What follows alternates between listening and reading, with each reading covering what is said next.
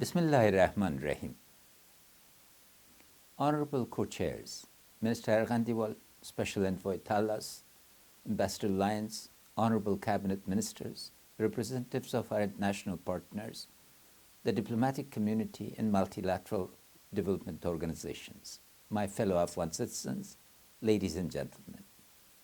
It's a pleasure to interact with you once again here at the launch of the Afghanistan 2020 conference coming up next month.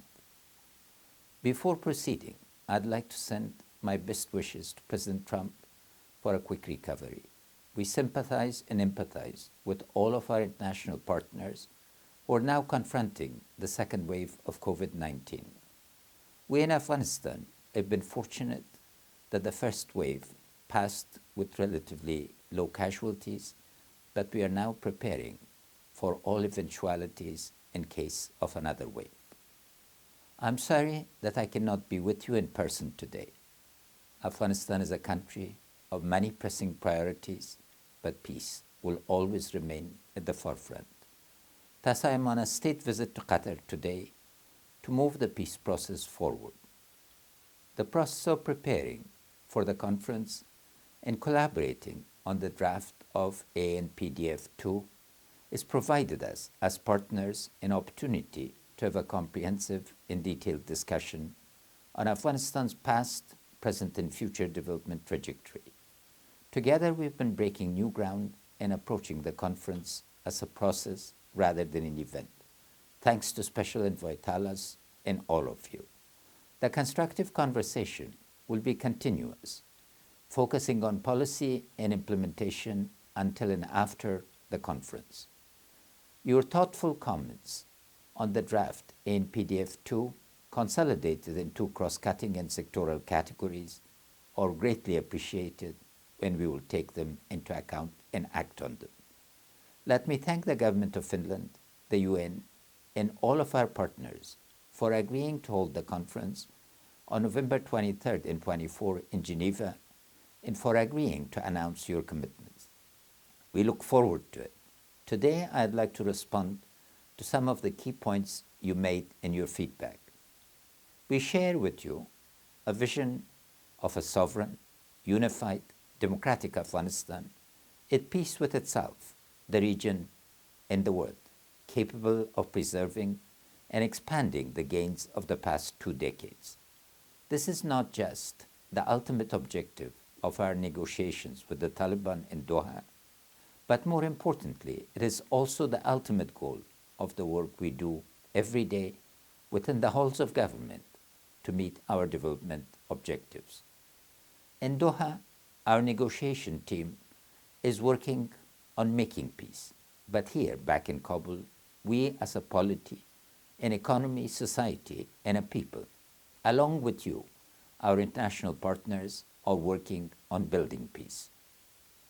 Peacebuilding is different from peacemaking because it's a multidimensional, cross-sectoral, short, medium, and long-term process that will allow us to actually implement and secure the components of any peace agreement that is made on paper.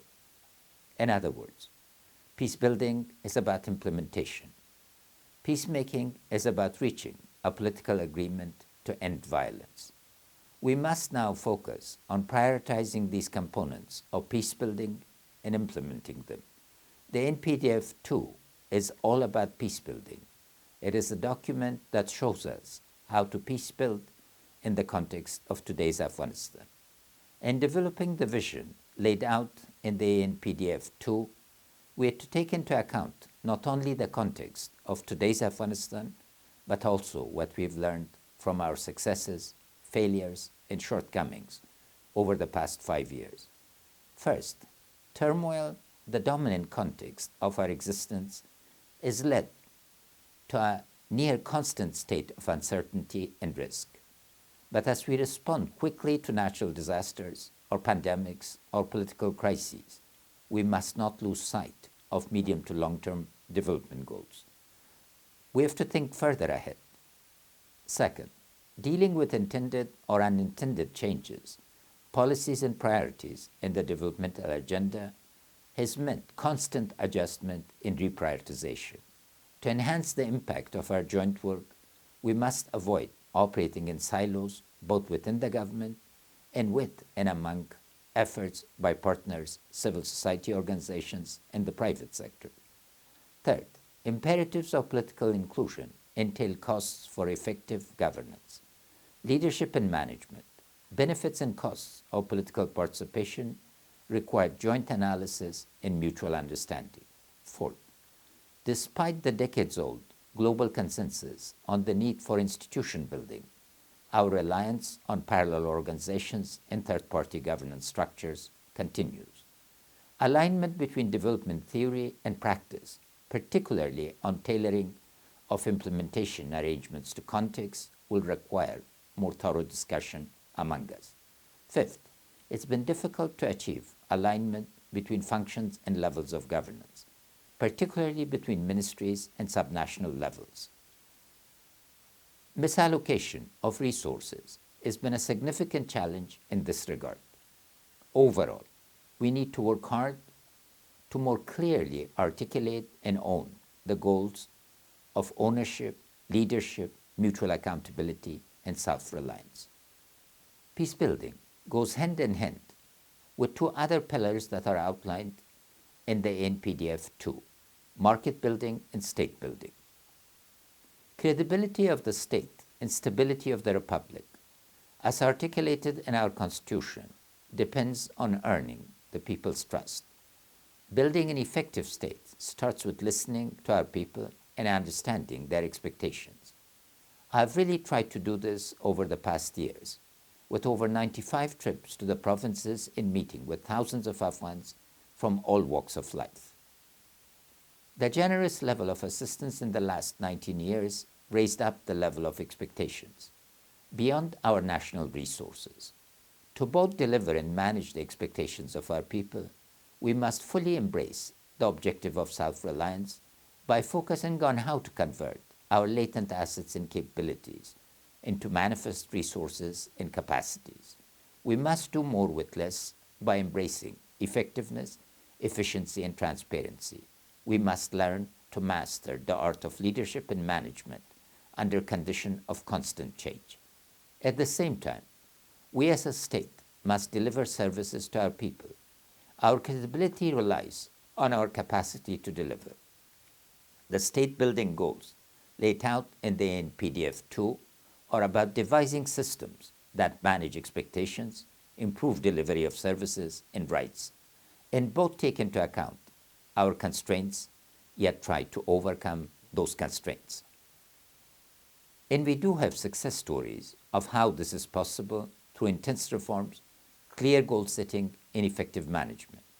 International forces have been reduced from 150,000 in 2011 to below 10,000 today.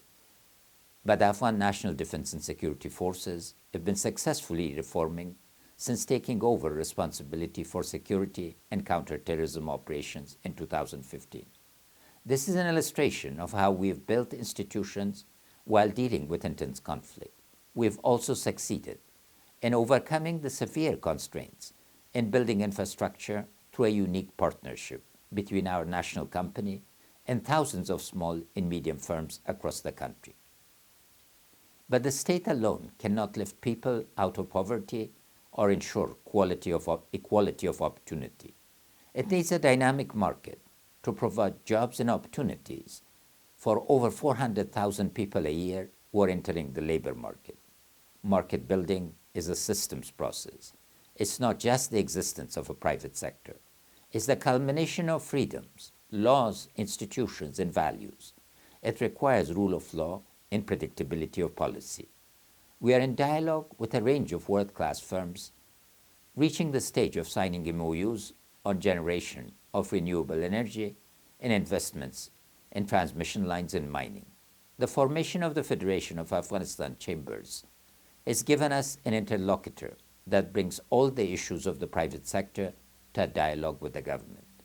We are focused on solving concrete problems and are looking very much forward to the transformative role of the Afghan private sector in creating the enabling conditions for peace and prosperity.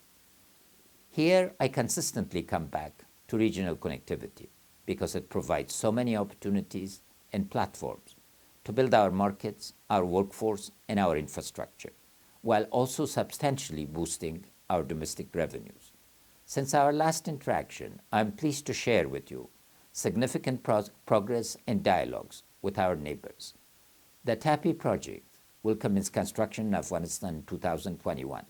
A 1.3 billion investment in a 500 megawatt transmission line from Turkmenistan to Pakistan to Afghanistan will complete its first phase in Herat next year. An Afghan private firm will invest in building our fiber optic lines with Turkmenistan and beyond. We've also concluded a series of major agreements with Uzbekistan, including finalization of a 1,000 megawatt transmission line. With our Central Asian neighbors, we are pursuing a plan to build railways that link us with Pakistan and India.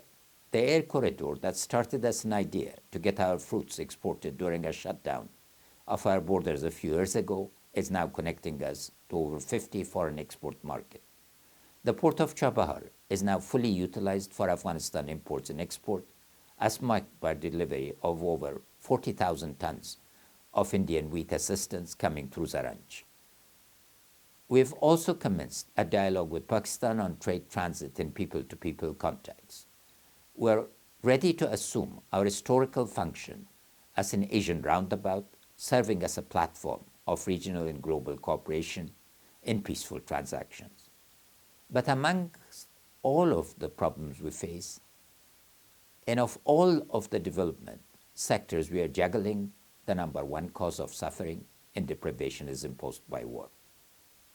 Hence, we come back to the ultimate goal of building an environment in Afghanistan that can actually sustain peace. Peace building requires both state capacity and credibility, and market capacity and functionality. Without reasonable progress towards improving the effectiveness of the state and growing a functioning market, any peace agreement resulting from the negotiations runs the risk of becoming an empty promise. Pulling these three pillars into a series of actionable plans that produce results is the challenge. But we've learned over the past 5 years that interministerial national priority programs are an effective method of doing that. Thus, we appreciate your commentary on the NPPs in the different sectors. I want to touch here on a few of the NPP sectors that we are going to be heavily focused on in the coming years. First, the pandemic forced healthcare reform and improved delivery of health services to the forefront of our national agenda. To deal with disruption caused by COVID-19, we had to urgently reprioritize and make hard trade-offs. We mobilized most of the resources from reallocation of existing commitments. Our response was not only short-term, but medium and long-term. We thank all of our partners for supporting the World Bank-supported National Meal Program that is providing release to 4.5 million households, about 90% of the population of the country. At the same time, we undertook a systematic review of the National Health Program. The top three priorities are response to COVID-19 and dealing with a possible second wave, hospitals reform and governance in the delivery of services through third-party organization, i.e. through the Satmandi program. We've also examined the scope and scale of operations of the Ministry of Rural Rehabilitation and Development and will be sharing proposals for prioritization of its functions and the scope of its activities. Based on feedback from women across Afghanistan, we decided that the Ministry of Women's Affairs cannot continue to just be a policy-making entity, but must have programmatic delivery mechanisms to give practical support that helps further empower women as the economic, political, and social change makers that they are. Infrastructure is a critical sector to our market-building pillar, yet it has been hampered by misallocation of resources, poor management of programs and projects, and a lack of national integration and balanced development approaches. We'll be paying particular attention to this sector in addressing these problems.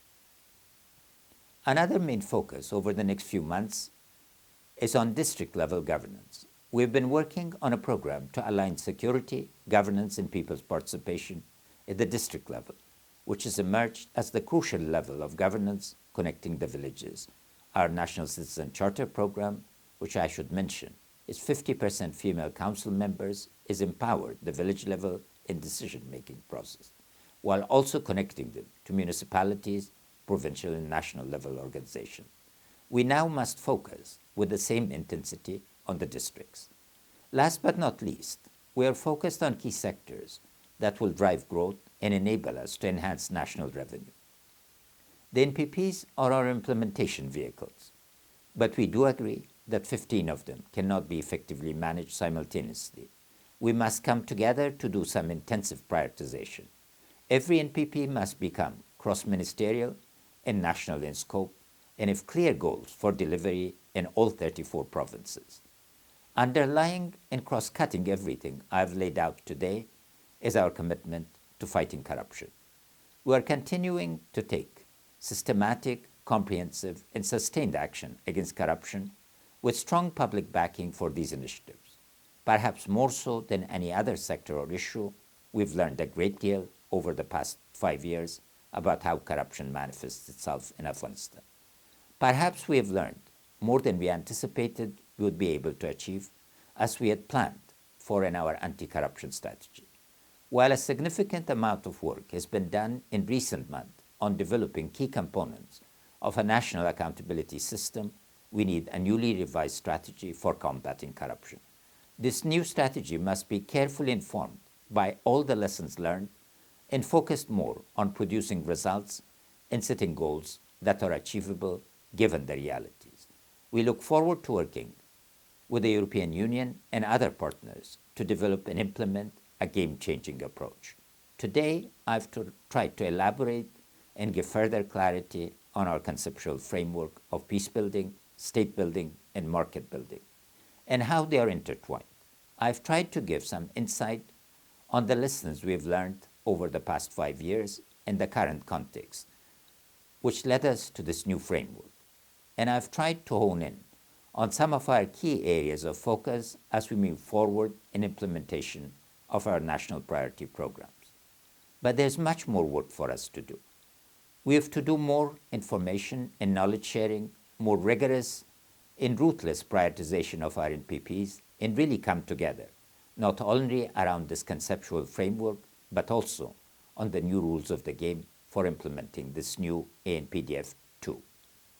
We are committed to do this in partnership with you. Thus, we welcome your ideas of a workshop, and in fact, we would like to expand that to propose 5 separate workshops held over the next 2 to 3 weeks that allow us to dig deep into the following issues. First, peace building, market building, and state building. Second, a strategic long-term approach to peace building. 3, lessons learned. 4, regional connectivity. And 5, anti-corruption. We look forward to planning these workshops with you. I want to thank you once again for your partnership and your commitment. In preparing this critical conference, I feel we have grasped an opportunity for meaningful and productive dialogue around Afghanistan's future. I hope that this dialogue and preparation can lead to the following outcomes of the conference. 1, achieving an understanding and plan for peace building. And 2, achieving an understanding of past lessons learned and new goals for moving forward. More specifically, the conference will be an opportunity to signal to the Afghan people the international community's continued partnership with Afghanistan. A practical step such as committing continued financial support to the key trust funds, Afghanistan Reconstruction Trust Fund, the Law and Order Trust Fund, the Infrastructure Trust Fund, is one of the most important outcomes that will reinforce confidence building in our international partnership. I also hope that we can reach an agreement regarding on-budget support and alignment with off-budget support, which is so important to building systems of national accountability and predictability. We hope also to secure support for a number of prioritized NPPs and overall support for women and youth empowerment programs. Aside from the NPPs, we would like a realistic market building strategy to be an outcome of the conference one that is backed up by risk guarantees and insurance for trade, investment in regional connectivity. In closing, I come back to peace, which is not only the dominant theme of our national discourse, but the dominant theme of our development strategy. Our people have reached an exceptional balance between realism and pragmatism. We want to overcome the pain and agony of the last 40 years, but we also know that this cannot be achieved in a matter of days. Making the type of peace that will have public support and making it within the framework of the Constitution will ensure order. Having experienced displacement, our people have no intention of allowing the repetition of the past. I hope that above all, we can consolidate our partnership to realize these noble aspirations and dreams. We are meeting to vision, dream, plan, and deliver on a future for all Afghans. The shadow of violence, however, is haunting our people. Your support for an immediate, comprehensive ceasefire is essential. Given what the Afghan government and people have done through our historic Loejerga to make the talks possible, there is no reason to engage in the type of scale and scope of violence that is hurting our people. Your unified voice in condemning violence and asking for a ceasefire will ensure that a political solution to the conflict will be found and will be sustained. Thank you.